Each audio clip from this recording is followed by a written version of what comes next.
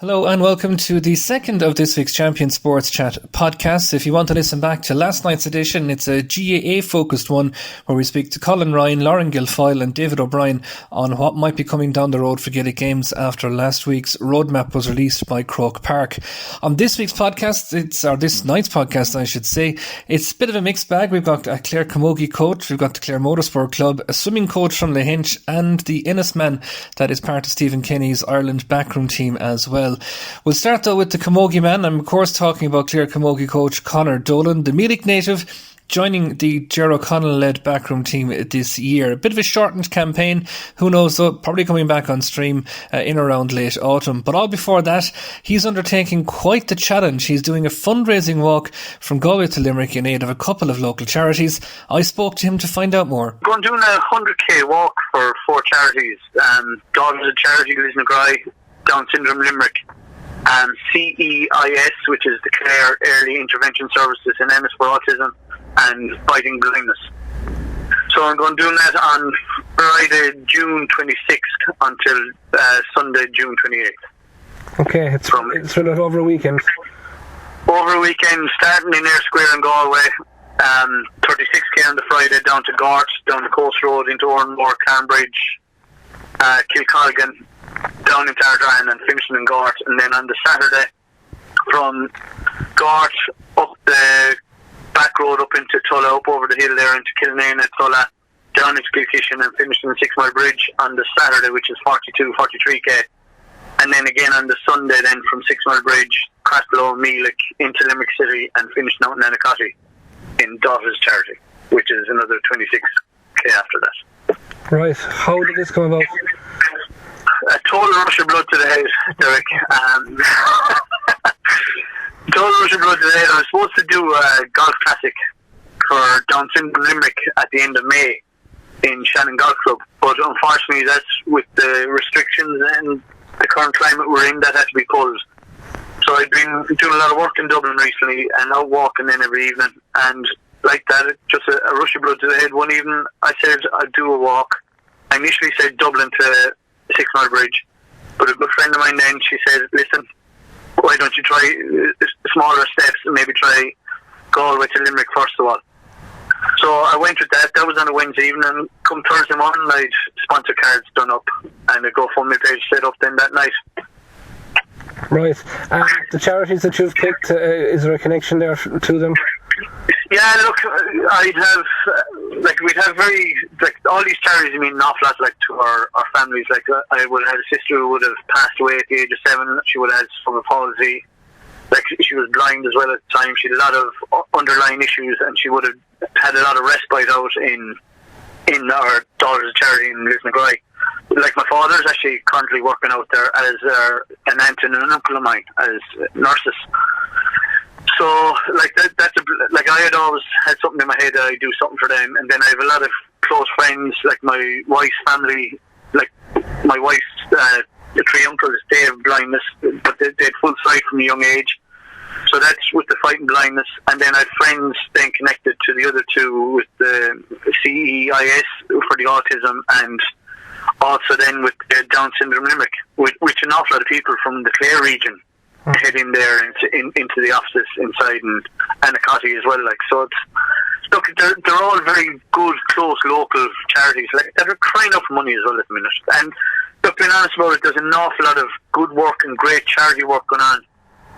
And I know, when I set this up 6-7 weeks ago now, I didn't want to be pushing it too hard because there was a lot of work happening, and I'm more or less doing it for my own peace of mind, but also the fact, look, we'll be making good money for all these charities along the way. Yeah, I guess it's going to be quite an endurance test, but I suppose the personal nature of why you're doing it will probably help to spur you on as well, I imagine.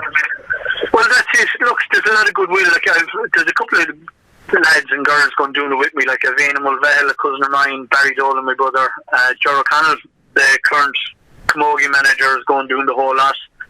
My sister-in-law, Debbie O'Connor, and Aaron Dolan, first cousin of mine as well, are willing to do the full walk. And then there's another core then that'll be coming in, maybe doing a couple of legs along the way here and there. Right, and I guess that company will help to kill the time, won't it?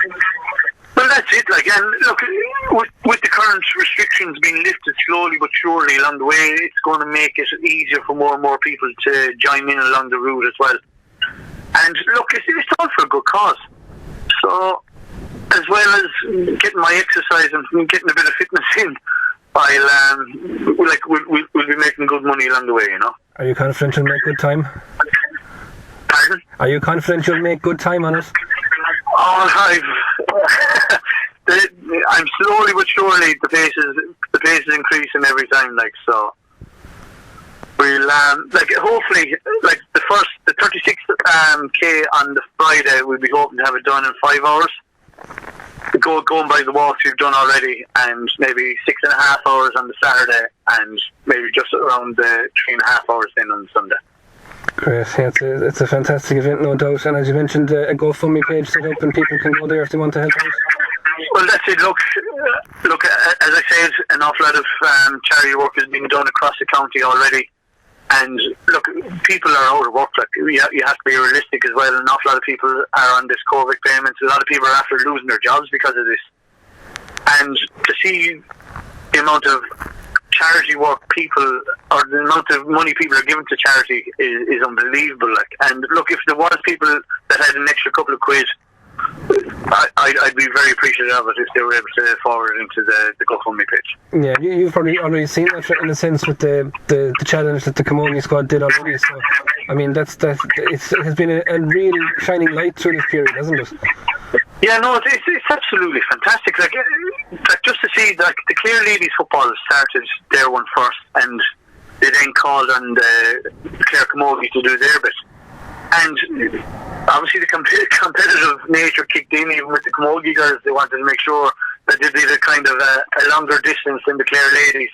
Just that competitive nature kicked in them, but just having the crack along the way. But to see the money that they raised in that week of the fundraising, like, was absolutely fantastic. Like, it shows a great spirit and a great bond between the whole lot of them, and not just between the camogie girls. It was their families, it was their clubs. Like, the whole lot of these rode in behind this, like, for all great causes as well, you know. Absolutely. Mentioning the camogie squad, obviously it's your first year in the role. How did that come about? Yeah, in 20, being honest, I hadn't really been involved with the camogie team prior to April 2018. I was training in Ardrahan in Galway, and a good buddy of mine, Desi O'Brien in Mullia there, he's treasurer of the Galway Camogie Board, and the Camogie in Galway had a falling out with their previous manager. I was asked would I do a couple of sessions with them, and like, next thing before I knew it, I was in training the team. It was a fantastic experience. Like, we obviously stayed on with them in 2019, but I did a lot of work in Dublin. I was training Cashel King Cormac in Tipperary then in 19, as well as the Galway Camogie. Like, so I was on the road non-stop. I have a young family at home then as well, and look, it was very unfair on Christine, my wife. Like, she was kind of stuck at home 7 nights a week, like, when I was off doing as I wanted, sort of thing, between the hurling and camogie. So I took it on myself, look, just to be at home a little bit more, that I'd pull the plug on both.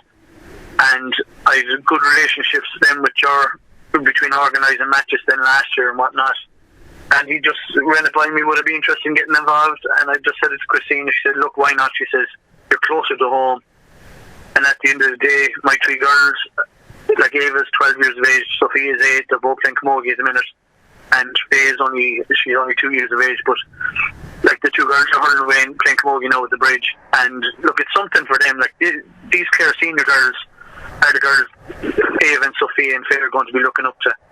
So I thought it'd be nice to get involved and let them, even bring them to training sessions and things like that. Like, whereas when I was in Galway, like, you're travelling an hour and a half up the road, and it's an hour and a half back then as well. And with the intermediate and senior teams, they could be trained together, or they could be trained at different times on the same night.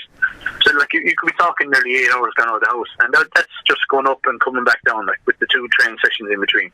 Yeah, that's an interesting dynamic that I know that you experienced there with the senior and intermediate both having that prolonged period of success for the kind that you were there. That must be a hugely difficult balancing act, was it? It's you know what, like it's something. Maybe it's something that Clare can look to going forward in a couple of years. That maybe try and get a bit of consistency. Like maybe like we've Stephen Cusick into his S&C coach at the minute, and he's Maeve Connolly with him. And maybe if Stephen kind of came in at under 16 minor, had the junior as well as the senior, and that everyone is kind of working to the same level. And that Stephen be the common face. Now, I'm not saying that, it's Conor Dolan says this or Conor Dolan says that, but I just think, like what happened with Galway last year, that we had the intermediate and senior working together. We had 50 players just between the two panels.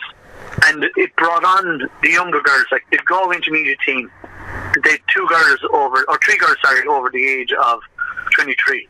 The rest of them were all 18 to the 23 bracket, which is developing them for that senior team. And look, I have no doubt, like, look at the success the Clare minors are after having under Dervla and Eugene the last couple of years. Like, there's savage potential coming through. But I would be, like, the camogie don't have an under 20 setup like there is in the hurling. So, I'd be looking to maybe try and use the junior as a stepping stone to bring it on. And not even use it, it's to develop them. Give them a year at junior before they take that step up into the senior ranks, you know? Yeah, what was your initial thoughts then when you got involved with the senior squad here? Yeah, well, when I said yes to Jar, I started going to a couple of club games first, up around Father Mac and into the camogie ground in Shannon.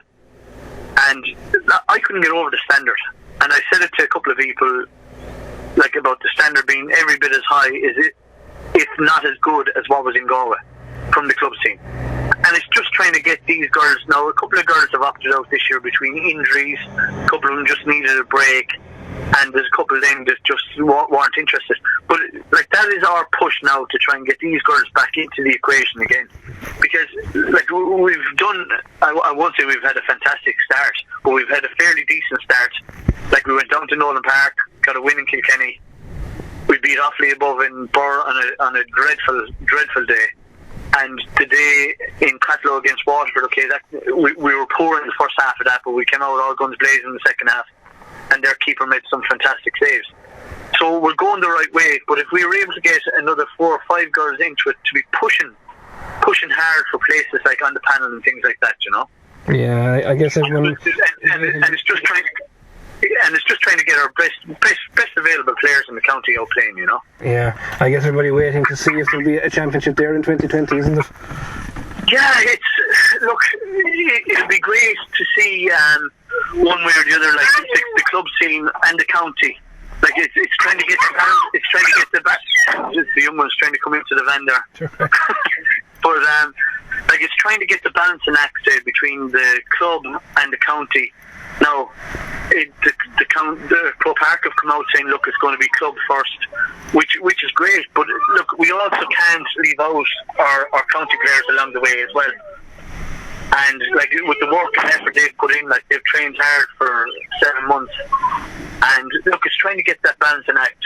Now, look, it's not the Clare County Board, it's not Conor Dolan or the Clare senior management. They're going to make the call on this. It's going to come from Pro Park and the government, what way we're going to be able to get the right balance between club and county for the next couple of months. Yeah, hopefully that'll come sooner rather than later. From a professional sense, Conor, has this whole lockdown thing affected you much? Oh, it was tough going. Like, I was lucky enough, like, work-wise, I was only out of work for a couple of weeks. But like, it's just trying to get that balance, like, of being at home and trying to keep your distance and the whole lot, you know. What is the day job? Electrician. Right. Okay. So, like, I had a lot of work going in Dublin now at the minute, like, so I'm just going up there on a Sunday and back down then on a Thursday afternoon. So, look, I'm around home a good bit now, on a Friday, Saturday, Sunday. Yeah, I guess you were kind of lucky so in a sense that at least you were able to keep tipping away at some stage. Oh, that's it. Like, being honest, and it's something we've been working on with the girls. Like, we've had a couple of Zoom calls. Like, Stephen and Jar will be walking away in Island Gleeson there on in the background with sending out messages to the players constantly, like making sure that they're okay.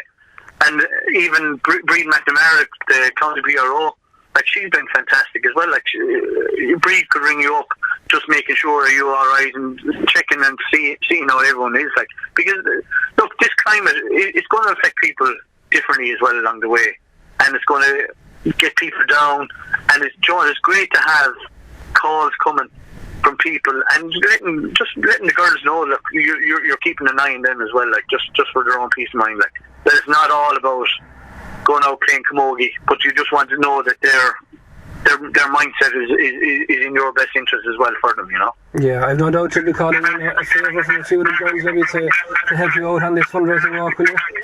Yeah, well, Ger came up with a good idea that maybe on for the last leg that they might take part in maybe 10k of it. Look, it all depends on restrictions as well, and that's just finish off on the Sunday with the 10. If they all did 10k along the way at some part, and look, we'll see what happens going forward. But look, hopefully we'll get back out onto the playing fields with them as well fairly soon, you know. Clare camogie coach and Meath native Conor Dolan there. Well, one of the big events of the year on the Clare sporting calendar is, of course, the Clare Stages Rally, usually held around September, October time, based out of Hotel Woodstock the last couple of years. That event, unfortunately, has fallen by the wayside due to the COVID-19 outbreak. To find out a little bit more about it, I spoke to the clerk of the course, Jerry O'Brien. The situation since last March on motorsport around the country, the last rally that was run in the country was the Mayo Stages Rally, which was the first week in March. And the first rally that was cancelled in was the West Cork Rally, which was a huge rally with nearly 200 entries. And most of the entries had arrived in Clonakilty for it. And the event was pulled on the Thursday evening before the rally. Right, okay. Due to the COVID-19 outbreak. And there has been literally no motorsport of any description since anywhere in the country. Yeah, I suppose no more than every other sport, it must have been quite a shock for it to come to such a sudden halt. Yeah, look, we were talking at the start of the year over entry fees, and there was tracking devices coming on board for safety, and they were costing extra money for competitors. And some clubs went with them and more clubs didn't go with them. And the next thing, it just all came to a bang, full stop, immediately on the week before the Thursday before St. Patrick's weekend, Yeah, I suppose here in Clare, obviously the Clare Stage is such a landmark event. That was obviously a devastating loss as well. Yeah, Clare Motor Club this year, unfortunately we are 40 years on the go this year. We had huge plans in place. We were running two autocrosses, one in May, loose surface autocross, which was around the national championship, which we would have expected between 70 and 80 entries for, and we would have run a grass autocross championship in July, and we would again have about 40-45 entries, which would be big entries for that discipline of the sport. And both of those events fell in the restrictions. In our Stages Rally is coming up on the 13th of September, and we were planning, would we go? I had a loop of stages picked. I had a couple of loops of stages picked. I had liaised with the Clare County Council regarding road closing and deadline, and in fairness to them, they had given me a month's grace to get the road closing in.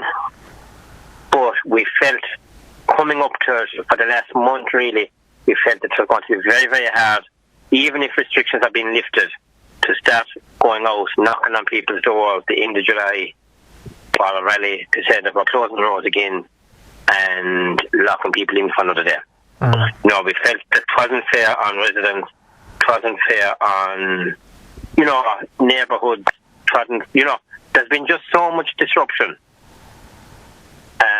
with communities with COVID-19, that we felt that it wasn't the time and the place to go have another rally, because rallies really depend on the general public's goodwill for road closures. And, we just felt that this is not the year. Yeah. So we made the decision about 3 weeks ago to postpone the rally for 2020. Okay. And is there any possibility, do you think, that we'll say the 2020 version could be run maybe early in 21 and still have it but just in a different year and kind of go your September deadline then? No, what happens, you see, is every club in the country has their dates, and I think there is several different rallies around the country, and between forestry and tarmac, and everyone has their own date. And what's going to happen is there's an executive committee formed within Motorsport Ireland to have a look at how we return to motorsport in this country. It is an expert group of there's about 9 people involved from around the country in it, and what is needed to bring the sport back, and how and in what format will each discipline come back in. Like you see, you have several different formats. You have several different disciplines: karting, autocross, hill climbs. You have grass autocross, loose surface autocross. You have forestry rallies. You have tarmac rallies. You have mud plugging. You have 4x4 trials. You have several different formats of the sport, and each format will return in its own format in due course. But there is going to be an awful lot of, I feel there's going to be an awful lot of changes coming back. Yeah, in terms of protocols and stuff like that, is it? Yes, in terms of protocols, social distancing is not going to go away. And you have stages, spectator management at stages, and people would say to us, if you can run a stage where you have literally no houses, but you don't have them stages in Clare. You might have them in West Cork or that, but you won't have. They're not in Clare. There isn't roads in Clare without houses. Yeah. We're a fairly built-up county in fairness, so and we have to. Yeah. And on that social distancing thing, I mean, two lads are, a partnership in a car, or however you want to put it. Is there a way of maybe testing them beforehand that they're okay? The car issue isn't too bad in fairness, because the driver has a helmet on, he has a balaclava, he has his rally suit, he has his gloves. Yeah. So there's literally no flesh showing. Okay. Navigator has same gear minus the gloves. Yeah. So that isn't the issue. We say our competitors, that's not the big concern. The big concern I would find is the likes of service spectators. Yeah. Service area. Service crews. If a guy is coming there and he having 4 people walking on a car, if there's a service crew maintaining 6 or 7 cars at an event, and it's just to have. That's where I feel that is where Motorsport Ireland see the problems. Yeah. And I suppose finally, for Clare Motorsport as a club, would there be any? I mean, obviously there's going to be financial losses when your biggest event hasn't gone on this year, will there? Well, it's just because we have no income coming in and we have no expense. We pulled the event without spending money. Yeah, okay. So we have literally no expense, which is a kind of a stagnant year as such. Now, the only thing that we might get out of it at the end of the year, there's a Motorsport Ireland meeting with the clubs in late July. I think there's a meeting scheduled for the 25th of July, and they're going to try and rebuild some sort of a calendar between the 25th of July and the end of December. Right. Between mid-August and the end of December. Right. And if they can build that calendar, personally myself, we'll be very lucky if we see one rally in the country. Okay. Well. At the end of the year. You will have probably a few motorsport events behind closed doors in Mandela Park, which is a self-built track, and you may have a few autocrosses.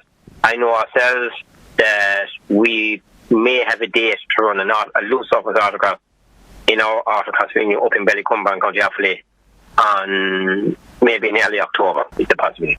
clerk of the course for the Clare Stages Rally and former chairman of the Clare Motor Club, Jerry O'Brien there.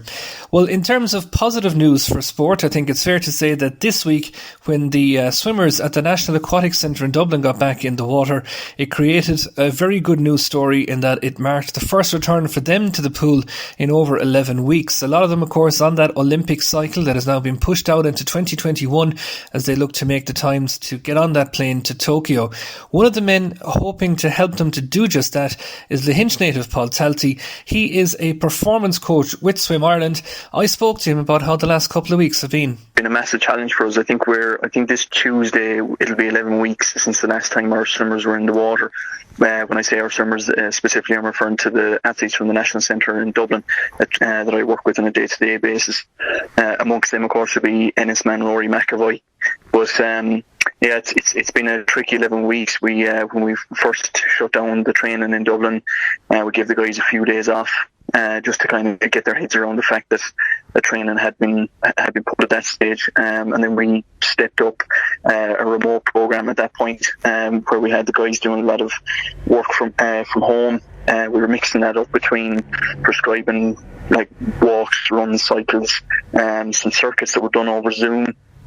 And I would have been prescribing some strength sessions and that the guys would have done on their own. We got a lot of support, thankfully, from Sport Ireland. They loaned out some gym equipment to our carded athletes, to our top athletes. And then the Institute in the North as well, from Sport Northern Ireland, did the same up there. And so we were able to kit out most of our athlete group as best we could, and we were able to kind of work around that way and prescribe training on that basis then for the last 11 weeks. But I think we're all suffering from Zoom fatigue now at this stage, I have to admit. Yeah, that's one thing that a lot of people have said, that maybe the novelty factor probably only lasted that couple of weeks, and I suppose then it became a bit of a grind to keep that element up, because I suppose, number one, you can't beat the face-to-face contact as a coach, but I suppose with a specialised sport like swimming as well, obviously the main element is missing. Yeah, no. In fairness, the athletes faced into it very manfully, and their attitude to the whole thing was brilliant. I think the hardest part for them was after the first maybe 7 or 8 weeks, as we were moving into kind of the back end of April and into May, it was getting harder and harder when we didn't have a date. There was no date for a return, and there was an awful lot of work went into securing a return date in the background between the powers that be in Swim Ireland and Sport Ireland and the Department for Sport and what have you. But I think that was the part that the athletes in the end found most frustrating. But they were, needless to say, they were all absolutely delighted in last week when the word came through that there was going to be some level of a return to training this coming week, Monday the 8th. Yeah, was there ever any, I suppose this might sound like a stupid question, but I mean, given that I suppose it's a water-based sport, I mean, was there always that high danger of contamination? I mean, was it ever foreseen that swimming might return a little bit earlier because it might be that little bit easier to control? Yeah, well, certainly one of the things that we in Swim Ireland would have been pushing was pointing out the fact that we learned fairly early on that chlorine was killing the virus. So we were kind of pushing on that front. But I think there were so many things being juggled at the highest level around the decision making that it was maybe difficult to make those individual calls at an early stage. And in fairness, as I say, the Sport Ireland and the department have worked hard to push the case for the performance athletes and performance sport to be able to get back to the waters and get back into their respective training environments as quickly as they could. Not being in the water, it goes out saying it's a massive drawback for our athletes. It's a unique sport. It's not a sport that you can go out and go for a run and you're actually simulating some element of the competition like you would, we'll say, with football or hurling. It's very, very different in that regard. And even you look at the rowers, they get an opportunity to to engage in that physiological training on the rowing, or we don't have that option in swimming. So that part has been a major drawback, and it's why our guys are so damn eager to get back in the water on Monday. I suppose it's going to be a big challenge as well. From okay, you're back in the water, but the challenge doesn't stop there, because obviously schedules are all up in a heap now, and people are going to have to adapt and change to the plans that might have been set out at the start of the year. Yeah, absolutely. The international sporting calendar is destroyed. We don't have any international swimming events for the remainder of 2020. They're all gone.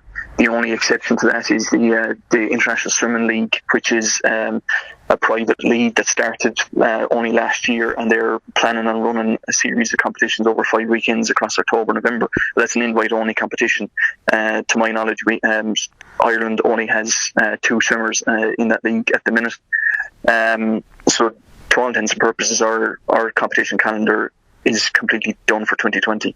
So that's going to pose some serious challenges for us as we prepare for 2021. With the Olympics now in July 2021, we're still planning on running our trials in April of 2021.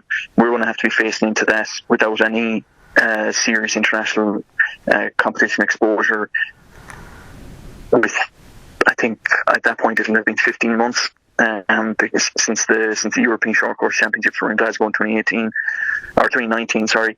So that's going to be a major challenge for us. But I suppose everybody's in the same boat in that regard. We just have to knuckle down and just get the work done.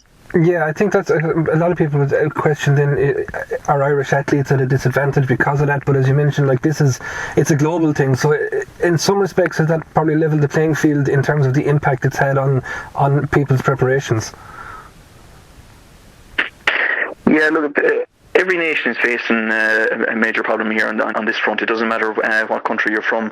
Obviously, some countries are back in the water a little bit earlier than we were, but we can't concentrate on that. We can't focus on that. We just have to focus on the task at hand and what's in front of us. And what's in front of us is an opportunity now to prepare as best we can with an extended run in to our Olympic trials next April for most of our top athletes.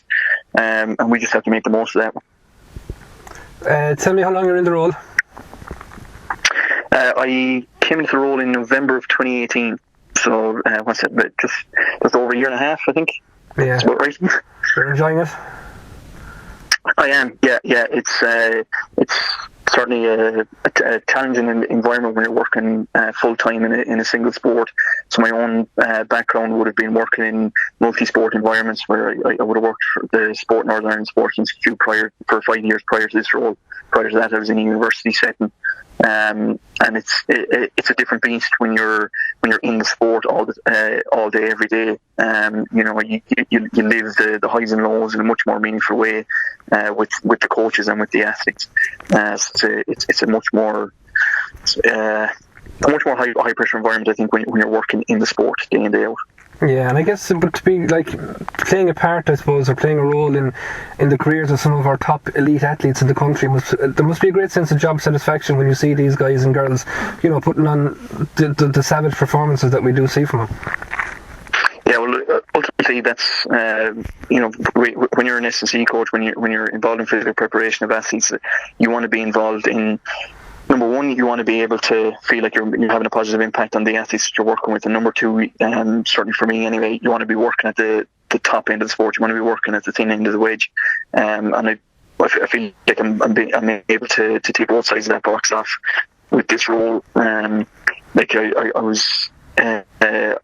I provide support at the European Short Course Championships in Glasgow last December, which was very exciting. But before that, last summer, I was at the World Swimming Championships in Gwangju in South Korea last July, and that was a major career highlight for me personally. Just being there in the back room, watching some of the world's best athletes, not just Ireland's best athletes, watching them do their thing and getting ready and got out there and then performing on the biggest international stage. It's a really exciting role to be in. Yeah, and I suppose anyone that knows you knows that swimming is something that it's no surprise you've ended up in, because you have a background in that sport. And is that kind of what maybe, I suppose, made this role attractive to you rather than any others that you could have gone into? Yeah, it's funny, to be honest. It's a complete coincidence, really. So I grew up swimming for Lahinch Swimming, what's now Lahinch Swimming Club. When I was growing up, it was Seaworld Swimming Club. I swam there for, I think it was 10 years. And so I remember the first international camp that I travelled on back in, it was December into January 17-18.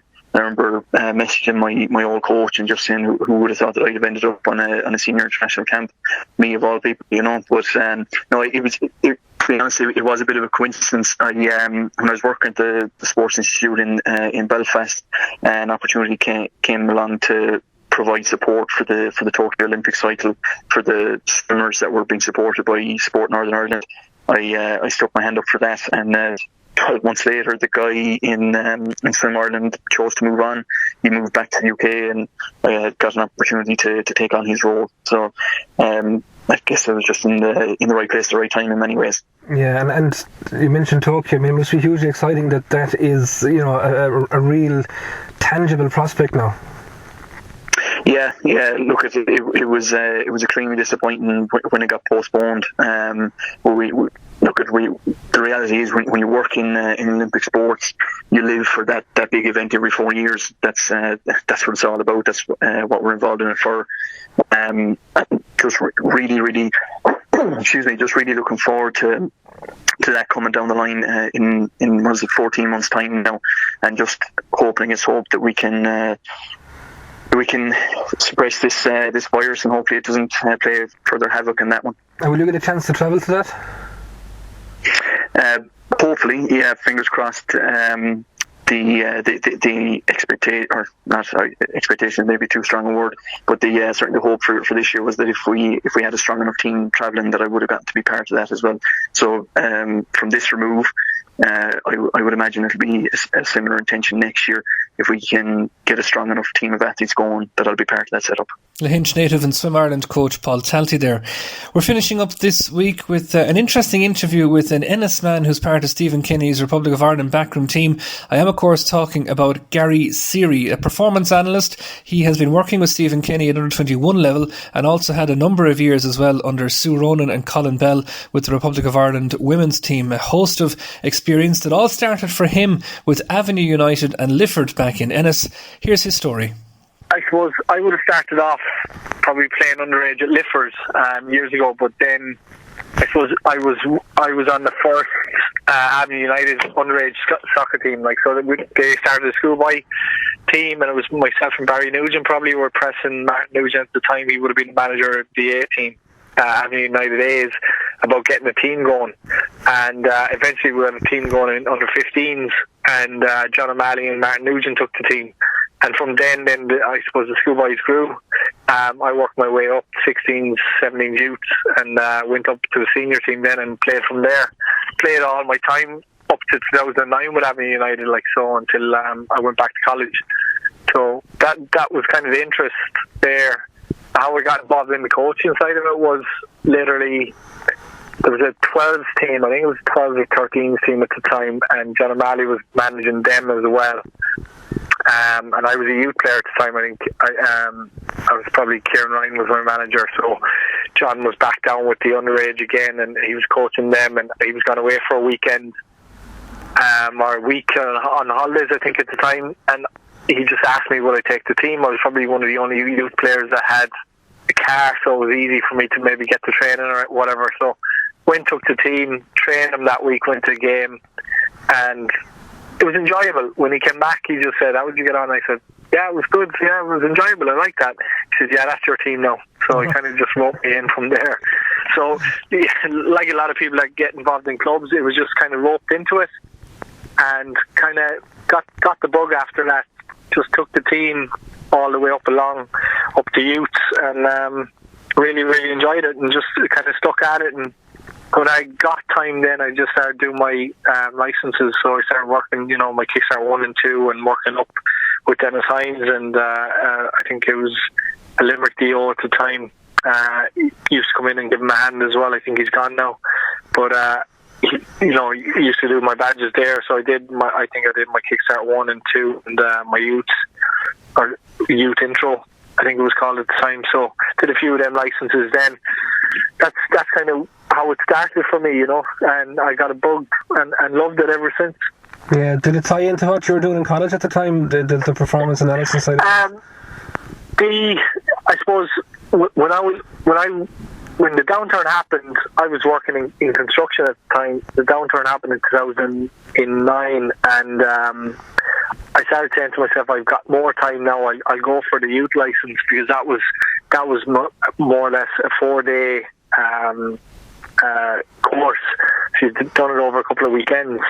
I said, right, I'll have time now, so I'll apply. And when I was looking at applying, I actually saw on the website that there was a course, and it kind of caught my eye, and the girlfriend's time kind of persuaded me to go have a go, like apply for it and see what happens.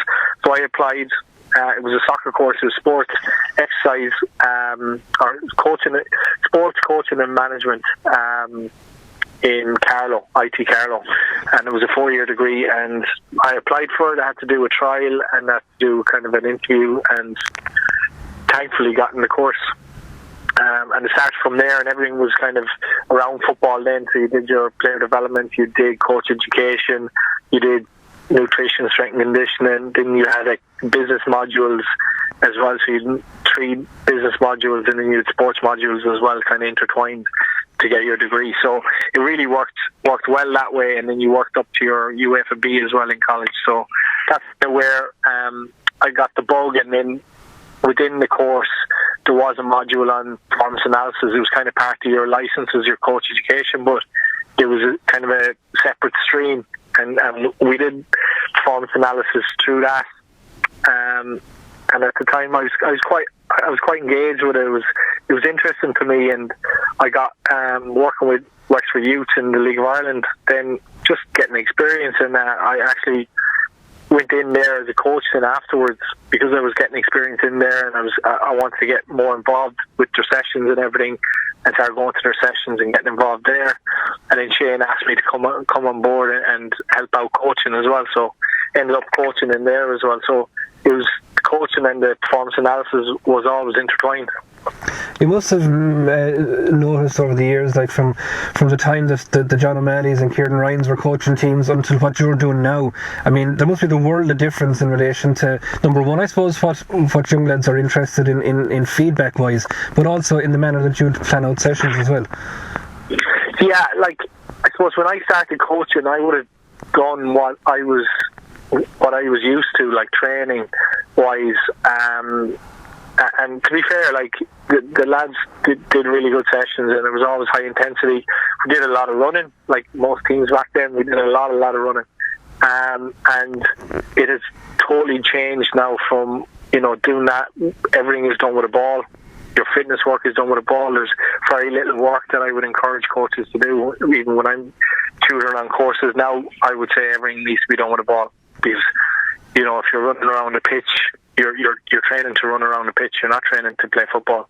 So everything needs to be engaged, and you need to intertwine that ball as much as possible. So it has changed an awful amount, and I really think that. And it's not down service on the boys, because, like, in fairness, all my coaches all over the years were all voluntary and all did their best, and they were really good, and I still really respect them for what they did. But I really felt if I know what I know now, because I'm a coach, I would have probably been a better player first. You know what I mean? Mm. So if you're more educated in coaching, you'll understand the game better, but you can also kind of, I suppose, share that knowledge with the players and develop them as better players as well. So definitely has changed a lot. It's changed a lot in my outlook, even when I coach now with underage teams and whatever. Some of the other assistant coaches or managers of teams will be saying, we need to get them fit, so we need to run them. I'm like, hold on, we do it with the ball. It'll still be high intensity. They'll still get the numbers in, as in the meters they'll run, but they'll do it with a ball. And again, the decision is with the ball, so it needs to be in there, and it needs to be all encompassing. Talk to me a little bit about the first steps towards international setups, because I suppose you've got quite a unique insight in that. I know you worked with the Irish women's national team, and now you're going to be working with the men's team as well, so you've seen that broad spectrum. But how did that first step towards the women's squad in particular come about? The first time was, I suppose, because I was good in the performance analysis in school and in college, and I was really engaged in it, and I was working with Wexford Youth, so I was working at a high enough level. Gerard Dunn was my lecturer at the time, and he was the assistant coach with the women's team, and I suppose they wanted to bring in a performance analyst with them, with their team as part of their backroom staff, and he set up a meeting with me and Sue Ronan, the head coach at the time of the women's team. So I sat down with her. I kind of presented, kind of a template of what I would do. This is how I do it, and so on. And she was impressed with it and brought me in. And that was in 2013. I think start 2013 she brought me in. So worked with her for, I think it was until 2017, until she left that role. That's how I got involved. And Gerard Dunn, I would have a good link with Gerard. I've coached teams with him as well, but we have a good working relationship, that when he got the job with the senior men's as their performance analyst, he's the head performance analyst, I would have always liaised in with him and worked with him on the home games and some away games as well. So I'd always be kind of on standby for the senior men's as well then. So we've a good relationship, and I think he respects me highly enough that he actually was the one that got me into the role, at the start. Yeah, because there's been an incredible, I suppose, upward curve for the ladies' team or the women's team in the last kind of maybe 7 to 8 years. So it must have been quite exciting from your perspective to be inside in the middle of that as it was happening. Yeah, it was very interesting to start, and there was always a high level there. And when I suppose the players started driving it as well, they had their own issues about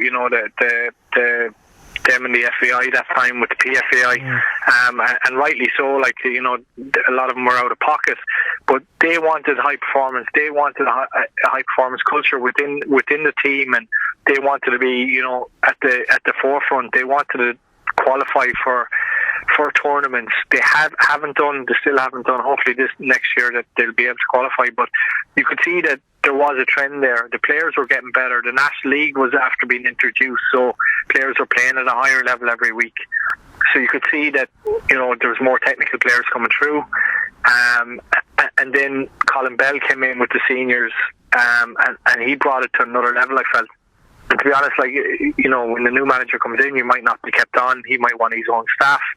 But to be honest, I had a really, really good relationship with Colin. I still do. He's over in South Korea now, but he brought it to another level. He just demanded excellence throughout. Everything we did from then on was high performance. He did not let anything sit. He didn't allow anyone to have off days. He didn't allow the staff or his players to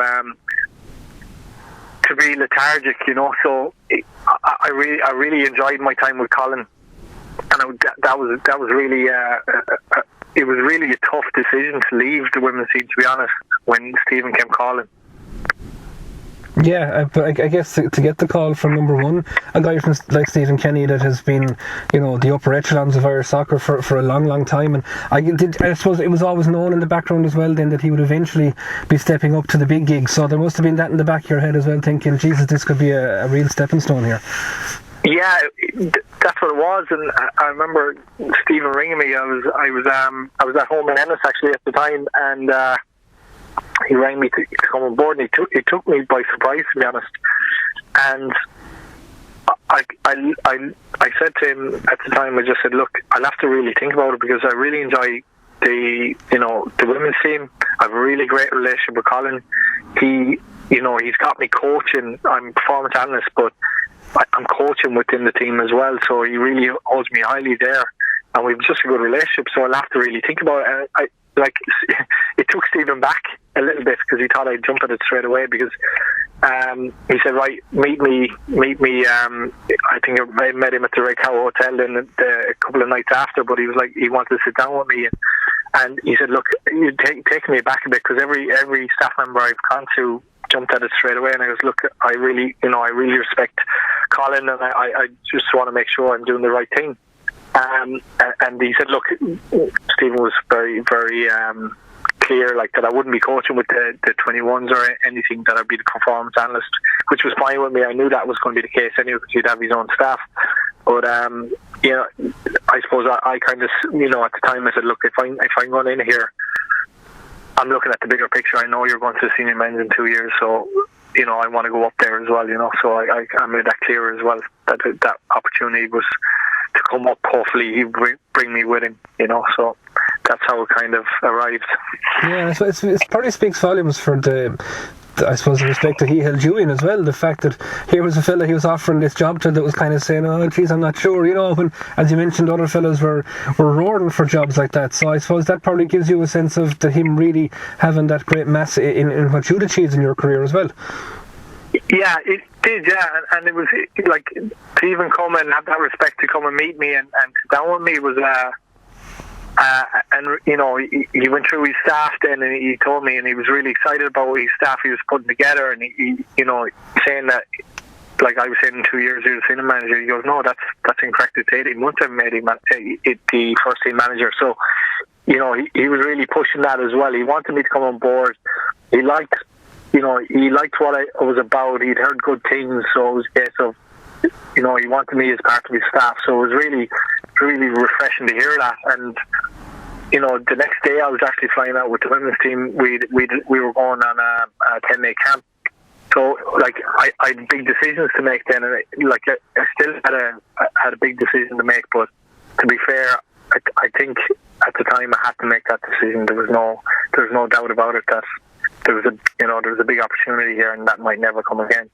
Yeah, and you had previous experience, I know, as well, as part of the extended backroom team for Euro 2016. That must have been some experience. Yes. Yeah, it was great. Like, I would have worked with Ger ever since he got into the role. Every home game I would have went to, and the Bosnia playoff, remember the one with the fog? That one, I would have went to that game as well as support. So I would have been kind of the extended backroom team that time, and then I went to the Euros again. It was extended backroom team as well as doing communications work. So it was kind of social media videos and all that stuff. So it was kind of. It was a great experience, absolutely great experience. Like, never, you know, do you get to experience a game like the Italy game, and I'm up in the gantry on a big gantry on my own recording this. I still have the video at home actually. With you can hear me roaring in the background when Robbie Brady scores. I'm up there on my own. It's a totally different experience than I suppose the fans will get, because you have to focus on what you have to do. Like, so even the Germany game, I worked at home for the Germany game that Shane Long scored. Everyone was going ballistic in the stadium, and I just had to make sure I was focused on, you know, the next 10-15 minutes were really important, that I make sure I tag everything, make sure it's correct, that if we concede or if something happens, that it's ready there for the manager after the game. So, you know, you have to leave your emotions aside a little bit as well. Yeah, but like for that tournament experience as well, that must have really whet the appetite for you, because as you mentioned, like, fans will have a totally different experience, but here you are within this bubble, within this inner circle, like, and you know, right in the heart of it. Yeah, and it's like we were over we stayed in Versailles Palace Hotel for 3 weeks over there, and I got to walk around the gardens, I think it was 3 times after 3 of the games the day after. You were able to freshen your head, because every day it was, you know, you're going to work, you're going down to training, you're there early to set up, you know, the boys train, and then you're there afterwards to bring players back, because they some of them have media commitments, and then you're in doing some analysis or you have videos to put out. So you become part of that bubble. It's not as enjoyable as it would be as a fan, but still you don't get to see that. You don't get to see that part of it. You're going down for breakfast with the players and the management team and the staff. So great experience. I'll never experience something like it again. And to be fair, I went to the Romania-France game as well early doors. I think that was the first. Was that the opener? I think it was the opener as well. Yeah. Because we were playing the Stade de France for the Sweden game, so I did a kind of a recce for that game just to get down, see where we're going, see where we'd be set up, take photos, make sure we know where we're going. And then, because it was my role to set everything up when we get to the stadium. And if you're not familiar with the stadium, it can be quite a nightmare, So to make sure that we have video ready at half-time or after the game. So, there's a lot of responsibility there. So you don't really get to enjoy the moments. It's work. You can look back at it now, and I remember even this year, because of the COVID-19, there's been no games on. So the FAI put on games kind of from last year or whatever. So the Sweden game from the 21s was on, and I watched the whole thing as a fan, really, and I was going, oh my God, like it feels so different watching it as a game, than when you're working at it, because you have a job to do, and you can't forget that. You can't just switch to a fan and forget all your responsibilities. You must be hugely excited about what's to come over the next couple of years. Yeah, like I've been watching games back now at the moment. Ger Dunn I have a great relationship with Ger Dunn. He's still head performance analyst, and I'm brought in as his assistant. Now with the men's team, to be fair, we were very light there. Ger used to use me on match days when we were in, and then as you know, like I went to the tournament as well. So we definitely needed extra bodies there. So Stephen knew that as well, and that's why he brought me in. But it's just great to, I suppose, get the call, like, because it was probably a week after the announcement of Stephen, and then he announced these coaches, the backroom staff, like Damien and Keith, the coaching staff. And I hadn't heard of Stephen. He said he'd ring me at the weekend, and I was just kind of wondering, is he going to ring me? Is he going to let me down? So, and I know he's ruthless, and that's not a problem, because to be fair, the manager needs to bring the staff he trusts and he believes in, and they're going to work hard for him. So I was really, really worried that he's going to ring me and tell me he's not bringing me. But look, when he rang me, it was Easter Sunday, and I was on top of the world. It was a great experience to get that, and he thanked me for his work with the 21s, and he just said, like, you did a tremendous job, and I'd love if you came up to the seniors with us. So absolutely delighted. It's just the only thing is we just don't have a date. It's not in concrete yet when we're playing, that at least you can focus and get fixed, and you're looking forward to a date. That's the only kind of weird thing at the moment. Yeah, because I suppose there's still that kind of outside possibility of another big tournament potentially on the horizon, isn't there? Absolutely, yeah. Like you're 90 or 2 games away from getting to a tournament now, and I really believe now we can definitely qualify. I think new manager coming in, there's going to be a kick for the lads, and just the way Stephen treats players and the way he coaches and what he wants from the players, I really believe that we can make it now. So I'm looking forward to these games. I'm looking forward to what Stephen brings to the team, and what way he changes it up, and the way he wants us to play. I think it's going to be exciting. Yeah, and I guess on a day-to-day sense as well, you're based in Offaly as a coaching officer? Yeah, I'm a development officer in Offaly, so I would be in schools, I'd be talking to clubs, I'd be dealing with clubs, I'd be doing the coaching licenses at the lower level now. So we're busy enough at the moment. I know we're not out coaching, but I suppose the FAI are doing a lot of restructuring, so there's a lot of meetings and a lot of analysis on what we've done and what we're going to do and what will change. So it's not been a quiet time for us in that regard, So it's quite good, and hopefully we'll be the better for us in a couple of months. Yeah. Did you ever think that when John O'Malley kind of threw the keys of that team that you'd end up with soccer not only as your career, but I mean, Jesus, at the absolute elite level as well? Absolutely not. No. Definitely not. Even when I was in college, I never thought I would get to where I am now. And to be fair, you need a bit of luck. You need people to trust you, have a little bit of faith, and all the rest. I think you need so much to go for you. Right managers at the right times. There's so much there that could change all of a sudden. You go in with a manager that trusts you.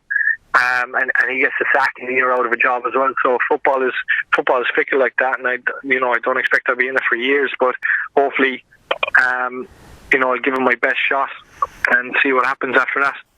It's Ennis native Gary Seary there finishing up the second of this week's Champion Sports Chat podcasts. More of those in the paper this week, as we mentioned, and lots more besides as well. Do pick it up. I'll talk to you again next week.